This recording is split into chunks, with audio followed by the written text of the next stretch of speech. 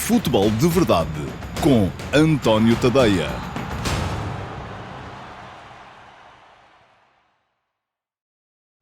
Olá a todos e sejam muito bem-vindos ao Futebol de Verdade Flash para o Aroca 0, Benfica 3. A quinta deslocação consecutiva sem sofrer golos na Liga valeu ao Benfica uma vitória justa e baseada na capacidade para controlar o jogo sem bola.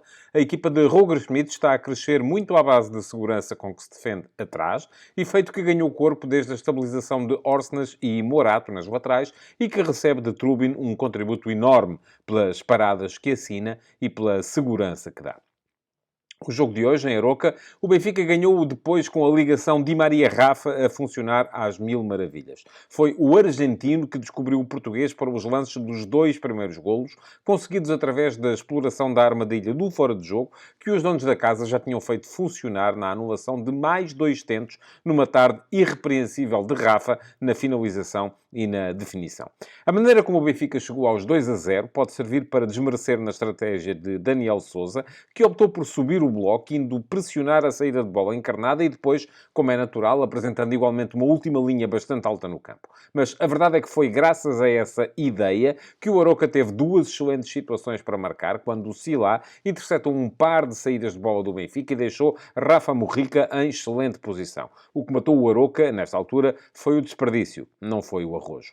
O jogo começou marcado por esta nuance tática, que detalharei melhor mais à frente. E se na anulação dos tais dois golos a Rafa, aos 15 e aos 30 minutos, se percebia que mais cedo ou mais tarde alguma vez a coisa haveria de passar, a primeira situação de frição nasceu na baliza de Trubin, quando o Sila aproveitou um mau passe de Otamendi e assistiu Mujica para um remate ao lado, ao minuto 22. É na saída de bola que está hoje a maior dificuldade do Benfica. E isso viu-se. Até que veio o golo. Aos 39 minutos, Di Maria isolou a Rafa na profundidade, entre o central e o lateral, e tendo visto Derro Barrena defender o primeiro remate, o atacante encarnado marcou na recarga. Mujica e Cristo, o primeiro permitindo a defesa da Trubin e o segundo chutando para fora, após mais uma interseção de Sila, ao minuto 41, perderam o empate, mas até ao intervalo era o Aroca quem mais rematara. 7 tiros contra 4. Sucede que a segunda parte praticamente começou com o segundo golo do Benfica. Outra vez Di Maria a isolar, outra vez Rafa e outra vez no mesmo espaço. Mas desta vez, em vez de vir para a baliza, Rafa virou rasteiro para o segundo poste, onde Coxo fez um golo fácil. Até final, a história do jogo é uma história de solidez e controlo por parte do Benfica, que deu a bola ao adversário, baixou para segurar o resultado e continuou a criar perigo, mas agora em contra-ataques.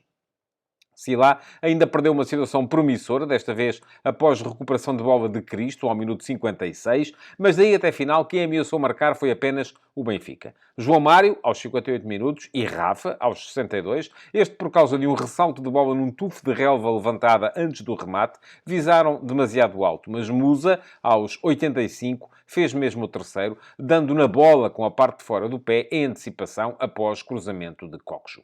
O resultado terá sido algo exagerado e definitivamente o Aroca fez por merecer a marcação de um golo, mas a vitória do Benfica é tão inquestionável como a segurança que a equipa achou atrás. O Aroca teve mais bola, 52%, e igual número de remates, 11, mas a superioridade benfiquista nos golos esperados foi evidente, de 2,3 para 0,9.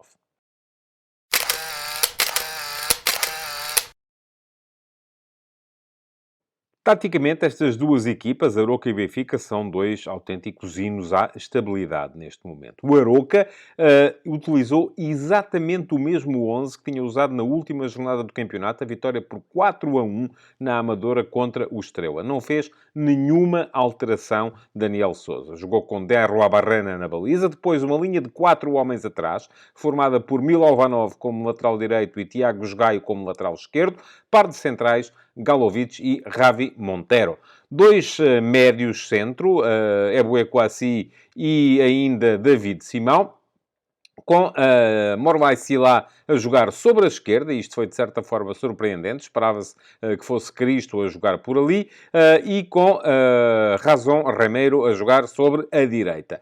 Cristo González foi segundo avançado atrás de Rafa Mujica. A equipa Começava a defender em 4-2-4, bloco particularmente alto. Porquê? Porque juntava Cristo, Morrica, Razon e Silá, os quatro, para pressionarem a saída de bola que o Benfica fazia, baixando um homem para o espaço entre os centrais, ou para o lado dos centrais, geralmente Coxo.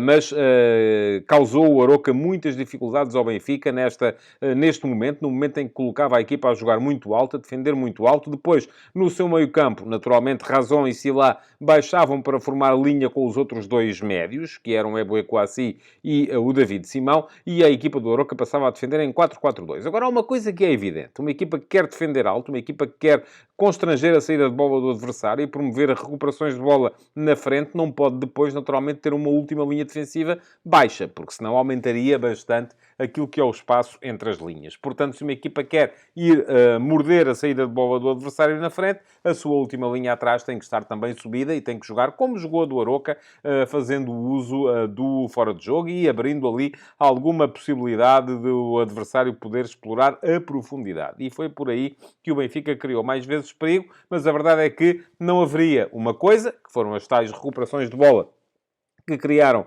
as três situações de perigo de que o Aroca beneficiou na partida, sem haver a outra, que era a linha defensiva subida, que depois pode ter custado ao Aroca os momentos dos dois primeiros golos do Benfica, mais ainda daqueles que foram anulados. Bom, do outro lado, Roger Schmidt fez duas alterações à equipa que tinha jogado com o Famalicão e tinha ganho também por 3-0 na última jornada do campeonato, mas a verdade é que essas duas alterações foram para promover o regresso ao 11 dos dois jogadores que são habitualmente titulares e que não estavam nessa altura. Otamendi porque estava castigado, Di Maria porque tinha prolongado as férias na América do Sul. Sendo assim, o Tomás Araújo cedeu lugar ao Otamendi e o Tiago Gouveia cedeu lugar ao Di Maria. Apareceu, portanto, o Benfica no seu clássico 4-2-3-1.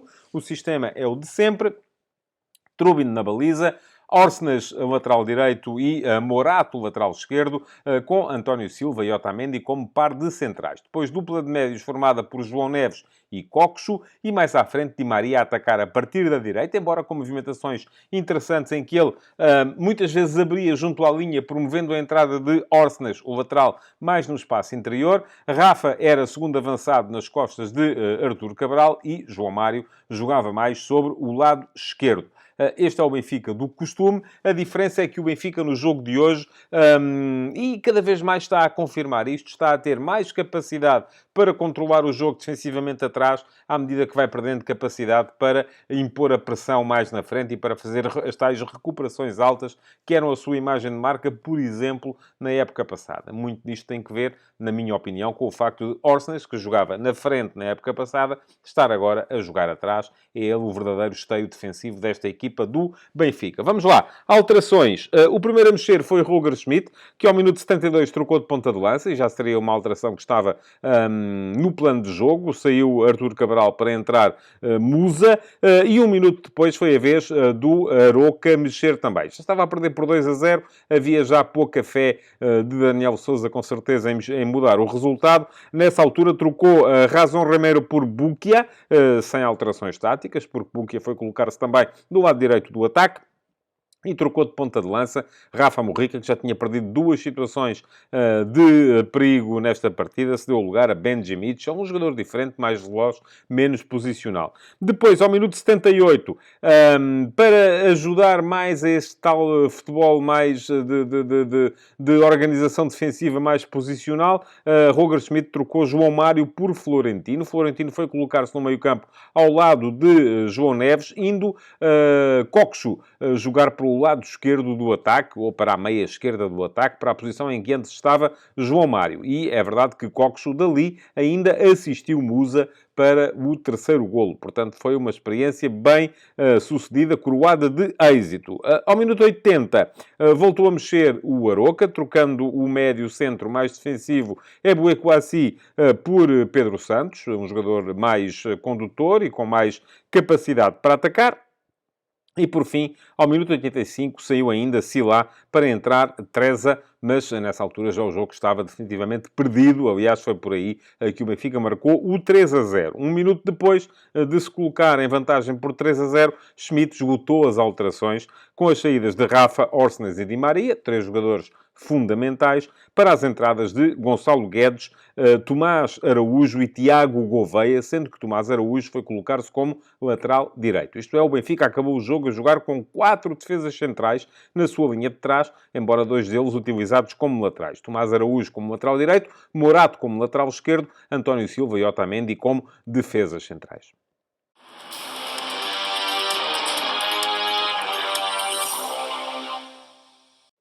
O jogo foi engraçado e teve exibições também muito interessantes. E vamos começar por olhar para a equipa do Aroca, onde houve 3 jogadores acima de todos os outros. E todos eles na linha da frente.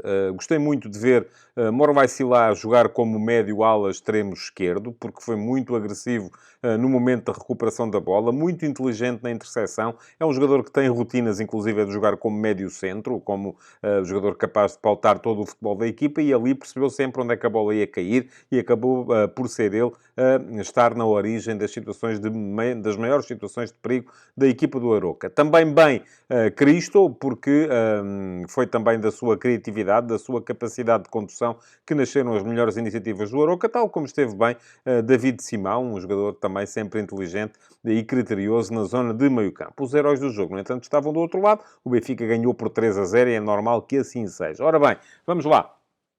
Trubin, muito importante numa defesa que fez ao minuto 41, quando o Morrica lhe apareceu na frente e podia perfeitamente ter feito o empate. Voltou a mostrar que lhe pertence muito esta segurança defensiva do Benfica. Estou a gostar mais, à medida que os jogos vão avançando, das prestações de Orsnes e Morato como laterais. Parece-me que estão perfeitamente à altura já neste momento, não só a defender, mas também a atacar.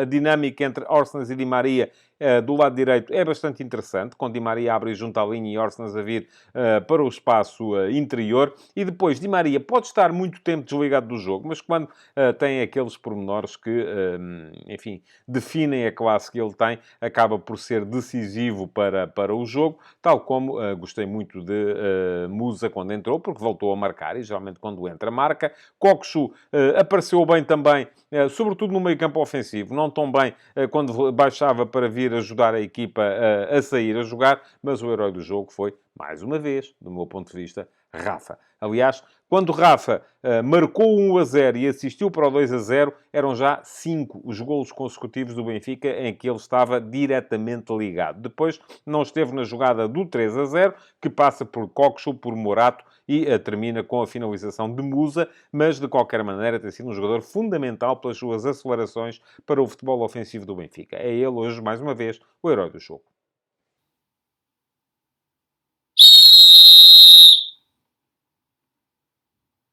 Foi trabalhosa a arbitragem de Fábio Veríssimo, tantos foram os lances de fora de jogo que levaram a golos anulados e um deles depois com a sua anulação revertida. Mas vamos lá, caso a caso, para perceber o que é que há a dizer sobre Fábio Veríssimo. Aos 15 minutos, anulou um golo a Rafa, por fora de jogo de Artur Cabral, que foi lançado por João Neves e estava, depois de serem vistas as linhas, 18 centímetros atrás do penúltimo defensor do Aroca. Depois apareceram já por aí imagens a contestar a colocação das linhas. Eu parto sempre do princípio que elas estão bem colocadas e que muitas vezes aquilo que temos, e tem a ver com o ângulo de colocação das câmaras, são ilusões de ótica relativamente àquilo que é o posicionamento dos jogadores. Acredito naquilo que vem do VAR, e se o VAR diz que eram 18 centímetros fora de jogo, então a mim quer-me parecer que sim, que o serão.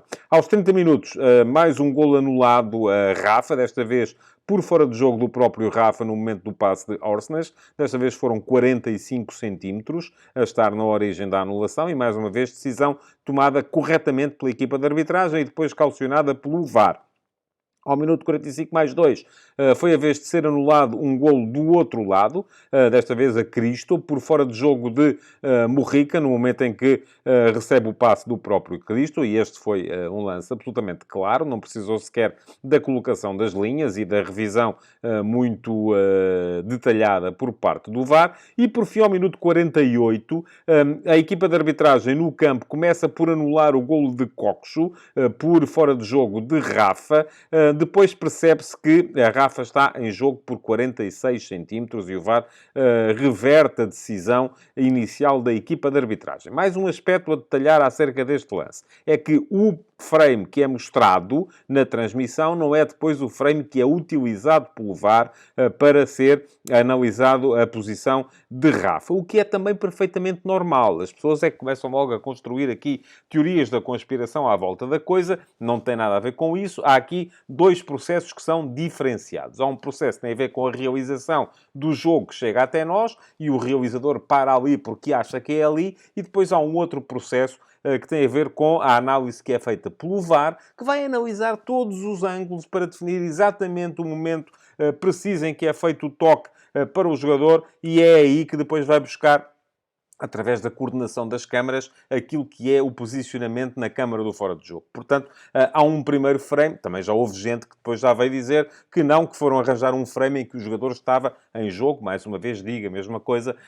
Acredito naquilo que é a colocação das linhas do VAR, mas neste caso ter-se-á enganado então a equipa de arbitragem no campo, porque o VAR reverteu. Por fim, 3 lances de pedido de grande penalidade, todos pelo Benfica. Aos 7 minutos não há penalti de Ravi Monteiro sobre Orsnes. É Orsnes quem tropeça no defesa do Aroca. Portanto, decisão correta. Ao minuto 80, Musa pede também grande penalidade por uma carga de ombro, que é evidente, carga de ombro de Tiago Jogaio, ombro a ombro. Não há aqui também nenhuma falta. E ao minuto 89, o Benfica pede ainda penalti por mão de Milovanov, mas o braço está junto ao corpo e em posição natural. Portanto, sempre corretas as decisões de Fábio Veríssimo, que teria cometido um erro grave, mas não cometeu porque o VAR não deixou. Portanto, boa a arbitragem da equipa liderada por Fábio Veríssimo. Futebol de Verdade